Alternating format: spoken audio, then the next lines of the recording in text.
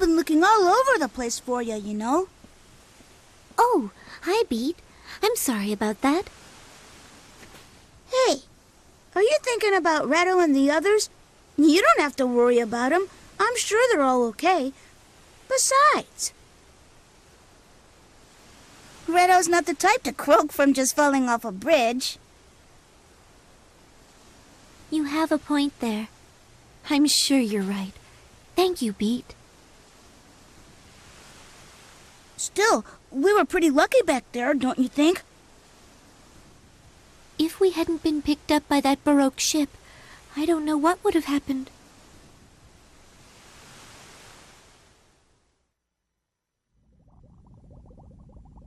Thank you so much for helping us like this.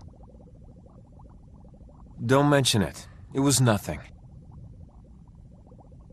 Is there any way we can repay you? You did save our lives. Yeah, you've already done so much for us. Is there anything we can do to help out? This little squirt here can wash dishes for you or something. Hey, no fair! You can't start calling me Little Squirt just because my hat washed away. At least it sounds like you're all in good spirits, but I'm afraid there's nothing you could help with. Really, you should probably all just get some rest. Oh, and allow me to introduce myself. My name is Crescendo. I suppose you could say I'm the captain of this ship. Huh? Crescendo? Gee, that's kind of a tough name to say. Couldn't we call you something else, something easier to say? Beat, please, don't be silly. Besides, I thought you said you were good at remembering people's names. I must say, you're very young to be the captain of a ship. You're a captain?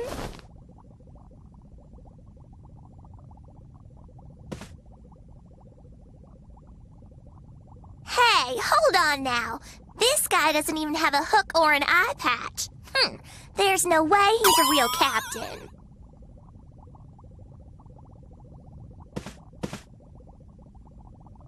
I'm sorry, Captain. I apologize for her rudeness.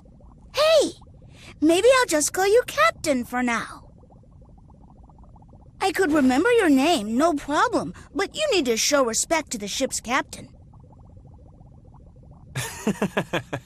Feel free to call me whatever you'd like, really. Well, Captain Crescendo, thank you for your kindness. I think we'll get some rest as you suggested.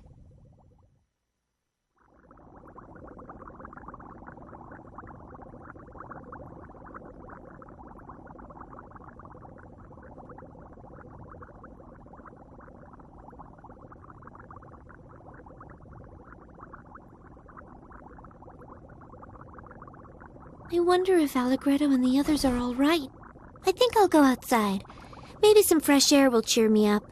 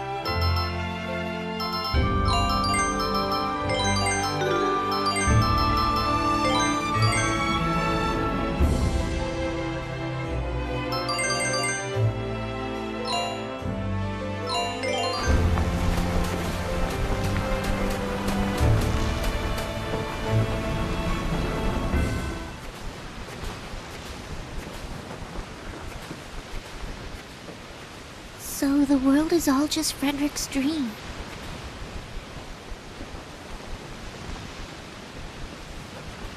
Good evening, Frederick. I see you haven't woken up from your dream yet. Oh, hello, Polka. Are you having trouble sleeping? Yes. I'm still worried about the others.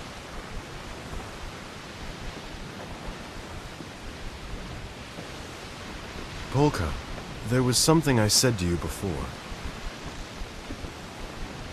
About the way everything in the world slowly fades away, gradually losing its color. But since I've come to this place, I've begun to feel as if that is somehow being reversed. What do you mean? Well, compared to when I first came to this world, now when I look around, I feel as if everything in the world is becoming more vivid, more clear. Could this be the proof I sought? Is this world, which must be a dream, somehow becoming more real? Or does it only prove that I myself am slipping away, fading even faster than the world around me?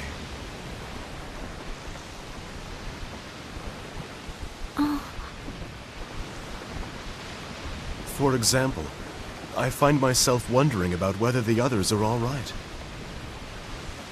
Not long ago, I wouldn't have cared what happened to them. Why should I when none of this is actually happening? But now, I'm genuinely concerned. I don't know why, but I feel a strong sense of solidarity, a connection with the people of this world. Well, I think that's a perfectly normal way for you to feel. After all, it's only natural to worry about people you've spent time with and grown to care about.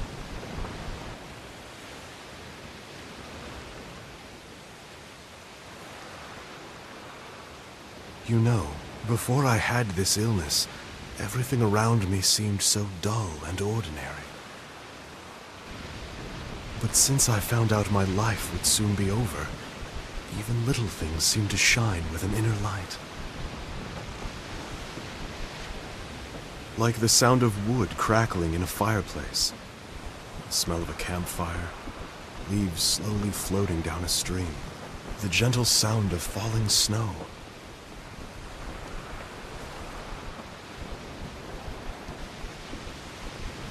Now that I think about it, I probably only feel that way because I am approaching death myself and have begun to fade more rapidly. Just as Amelia did. Amelia? My sister. She was only 14 when she was struck down by tuberculosis, the exact age you are now. Oh, your sister was my age when she... I see. How terrifying it must have been for her, forced to accept an inescapable fate. She must have had so many hopes and dreams.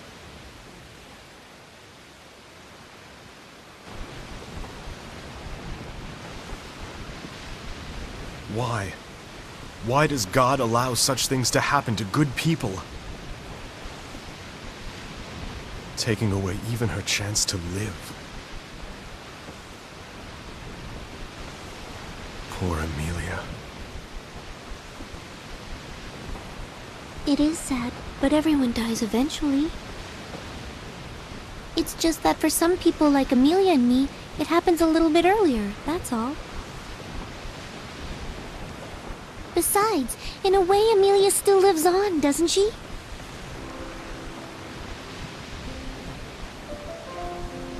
She lives on inside your heart, Frederick.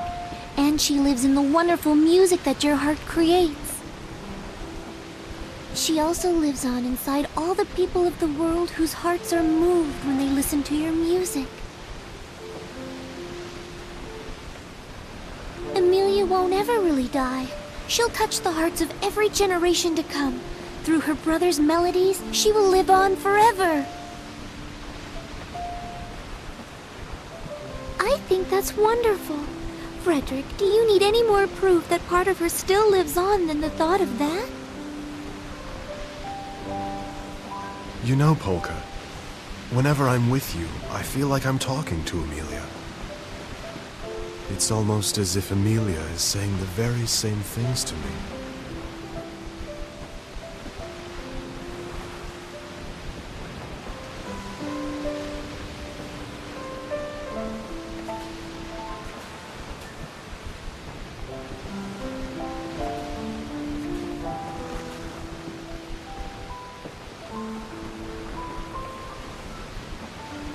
Thank you, Polka.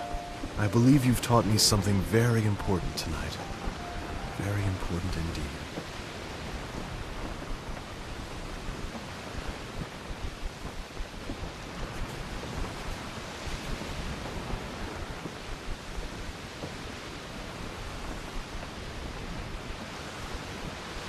Frederick, there's just something about you that draws others to you. And since I met you, my way of thinking has changed quite a bit.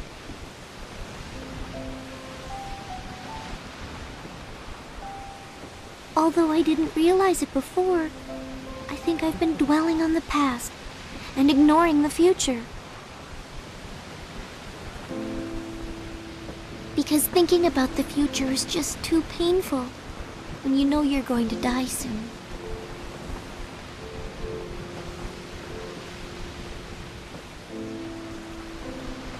But you told me when we met that this whole world existed inside your dream, right? At first, I thought you were teasing me by saying that this was your dream. But now, I actually think that it's a really beautiful idea. And now I realize that believing in you is really the same thing as believing in the future.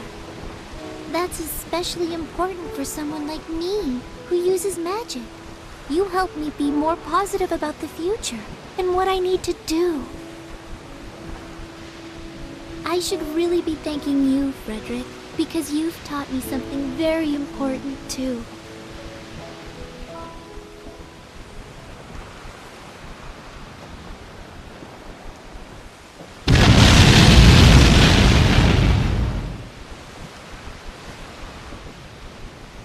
What was that?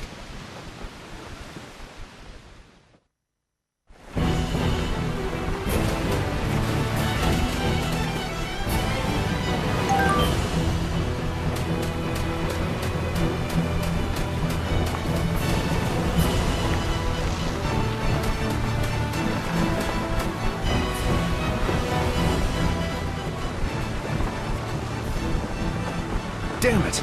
Of all the times for this to happen! That's a big ship. Well, what is it? It's a pirate ship. They appear out of nowhere sometimes and attack vessels that travel up this river. The pirates sneak up from behind and ram their unsuspecting target. That's terrible. Maybe there's something we can do. We should repay them for helping us. I agree. But whatever we do, we have to move quickly or those people will try to board this ship.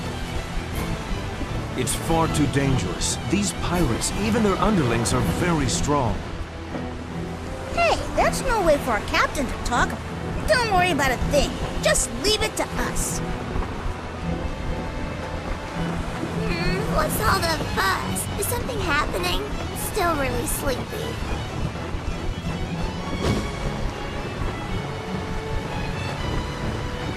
That's it! That's it! Ha! You know they've got a captain with an eye patch and a hook! Ooh, and I'll bet they have a lot of treasure. Hey, wait! Hey, don't! Oh, not you two!